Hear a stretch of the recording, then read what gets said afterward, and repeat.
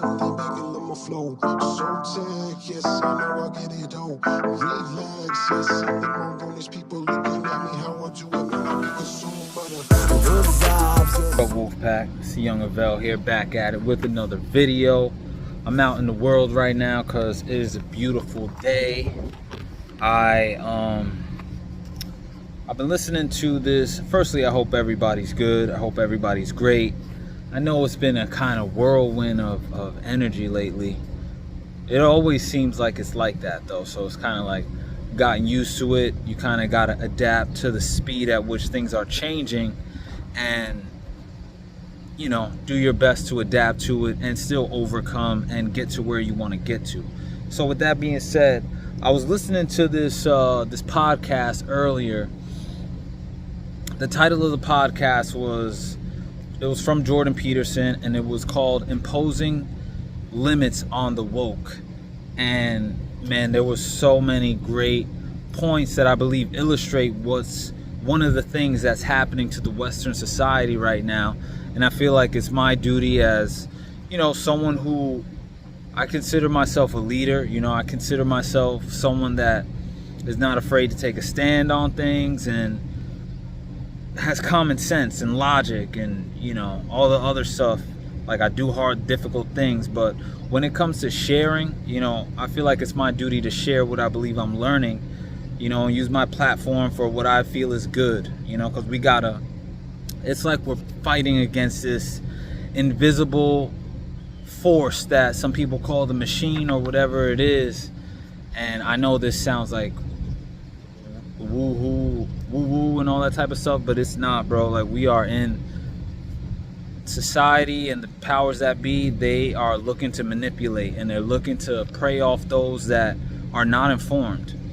So a manifestation of that has resulted in this movement that we see called the woke culture, right? So I took some notes here. That's how good the podcast was. I took notes.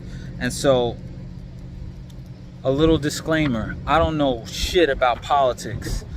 I really don't care about politics, but it comes up in this discussion because of the way that the woke categorizes themselves. They categorize themselves on the left side, which is liberalism, and liberalism is masked with psychological traits like high in openness. So there are things that reference things like compassion and equal rights and things like that. That's what the left does. The right is considered standard traditionalism, conservative. You hear the word conservative, which is like conservation. They want things to remain the same. So the woke consider themselves left. Now there's a subset of people which is the woke. A subset of the left is the extreme left, and that's where a lot of the issues are, because it's almost like the brainwashing that's coming from what the woke people are talking about. It's not from them. It's from this top-down propaganda that they've been instilled, that they've been kind of drip-fed, and now they've regurgitated. That's why a lot of the times you'll see them, whenever they're confronted with what's your argument, like what's the logic and what's the basis behind your argument, they either A, get offended, or two, don't want to speak on the issue because they don't have enough, they don't have points behind it. It's kind of like they just are regurgitating what they're being fed, so they don't really have anything behind that. There's no substance there. So with that being said, let's dive into the notes. It's funny, we didn't even dive into the notes yet. So Jordan Peterson and this guy whose last name is Rufo, I forget the first name, they were talking about initially how the liberal leftists criticize capitalism, right? They basically were criticizing, they say that the extreme woke criticizes capitalism in effect to address the problem of the fact that in life and in society, talent and wealth are not distributed equally. So one of the ways that the woke people claim to solve that problem is just equally distribute the wealth to everyone, and that will solve all the problems. which doesn't work, because there was an example given, like, if you infuse wealth into a society that has no inherent structure, then it goes to shit. So an example is when the guy Rufo said he was in this area, and he was like, why is everybody out all the time? You know, they're out all the time and everyone's drunk and belligerent and stuff like that. And one of the other people were like, oh, the EBT checks just hit. So they saw an increase in alcohol related violence, alcohol consumption, fights, arrests, etc. So if you don't have the proper structures within a society, you can't just infuse wealth into a structure like that. That's not, it doesn't work. So from there, an interesting point was made, since another quality of the extreme left is that, or the liberal woke people, they seem to want to do away with hierarchies or systems, and they want to make everybody on the same playing field, everything equal. Like, you know, that sounds good on paper, but it's not really good. So they want to do away with hierarchies, hierarchical systems. But there still lies the human natural tendency to want to move up in social hierarchical systems. That's just human nature.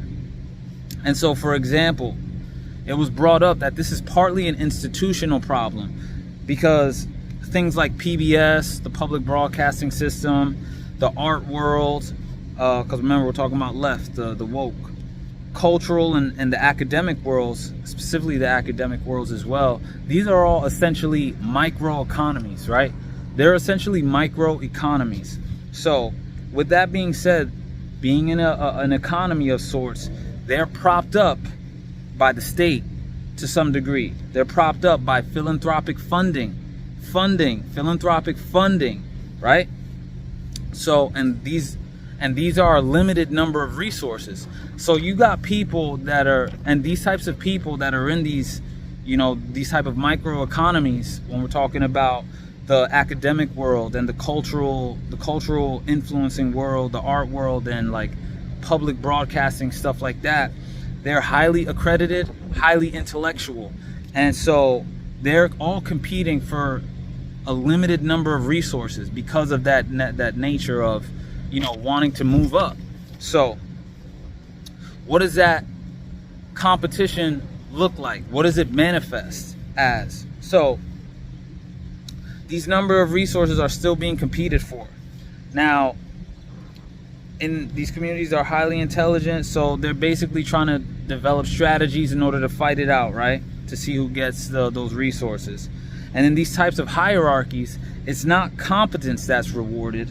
It's not economic productivity that's rewarded. Because remember, the left and the right are basically supposed to go off of data that's been collected and over time to make sure society functions as an economic whole. You know, we want to produce. So the left has veered away from that. And so it's not competence that's rewarded. It's not economic productivity that's rewarded, as in traditional entrepreneurship or capitalism or the free enterprise system. It's almost like a preservation of ideology is what's rewarded. And that's what we're seeing. That's a big issue. So allow me to explain why. So you take, for example, we'll talk about the cultural world, the art world. You have things like the Sundance Film Festival, and you have these films winning awards, right? They're winning awards, and basically them winning awards, like these films, like for example, Transgender Basket Weavers of Thailand. That film will win a Sundance Film Festival award. And so it looks like, oh wow, people really like this. People must really be watching this stuff. But if you compare that to the Amazon rentals, which is like an actual marketplace, nobody's buying that movie. Like nobody's really interested in seeing that. So you really start to see that there's a sort of ideology that's being supported and pushed forward, a narrative that's being pushed forward and saying like, this is this is what is getting the funding. So it's like what we were saying before, preservation of ideology is kind of taking the forefront. And why is that an issue? It's an issue because instead of an economic basis of analysis, a material basis for analysis, we're seeing a metaphysical basis of analysis based on identity, which is extremely unstable. That's an abstract thing. Identity, that changes. Like that's not a good way to measure how a society should move forward as a whole. That is not good. So, and as you move up in the hierarchical systems, it becomes more abstract, and there's a lot of it becomes more abstract. So it becomes harder and harder to nail down exactly what you're talking about or what you're aiming for. And now it's gotten to the point where we can't even have a conversation on what a female is, what a woman is. That's the backwards world that we live in. So that's why I feel like it's an issue, and it's a recipe for a toxic environment because of the exclusionary nature of ideologies. I can go deeper. Actually, let me go in a little deeper. So there were studies done on the types of people that were more susceptible to take on this type of ideology and be like, this is what I believe in. And it's an issue because these types of people show traits that they considered themselves liberals, which is that mask of compassion, but they also distribute traits that resemble the compulsory use force, like the compulsion to use force and oppressive force to get their point across. So you mask that with the idea of being a liberal and freedom and rights and all this stuff, with the willingness to be forceful and force that upon someone. It's like these people are becoming the people that they say that are bad. You know what I'm saying? And so that was the first. These are the types of people, and there were 4 quality traits that were shown as well. And the first one was being low in verbal intelligence. 2, and don't take this personal, this is just what the data says, they were more than likely a woman. 3, they displayed feminine traits. And 4, they at some point ingested some propaganda, some propaganda of some sort.